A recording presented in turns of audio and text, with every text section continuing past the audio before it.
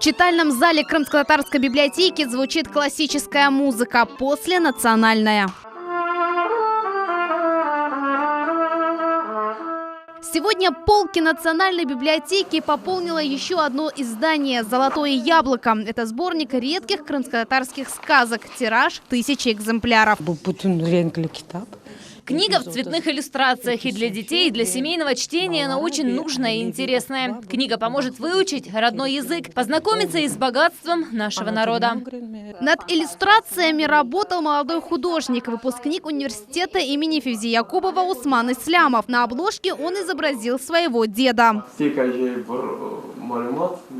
Для меня это нечто прекрасное. На самом деле я впервые открыл для себя крымско-татарские сказки. Это очень интересно. «Золотое яблоко» – первый сборник крымско-татарских сказок на 2 языках. Переводила их на русский Зера и Мирсуин. За работу взялись сразу, старались сохранить национальный колорит, говорит Зера ханым. Мы переводили, подыскивали синонимы, но чтобы близко очень было, чтобы не отходить от текста.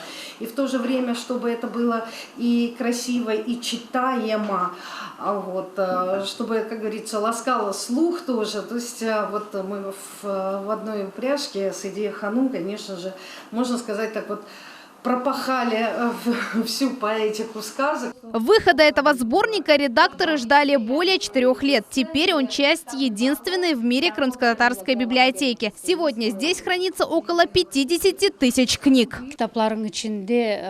Среди них есть книги и в единичном экземпляре, более 2000 редких книг. Это те, что были изданы в Крыму еще до начала войны. Крымско-татарские издания представляют все 3 эпохи графики. В сентябре этого года библиотека имени Исмаила Гаспринского отпразднует 30 лет со дня открытия. Султания Истакаева, Фатиме Сейдометова, Виталий Голубев, телеканал Миллет.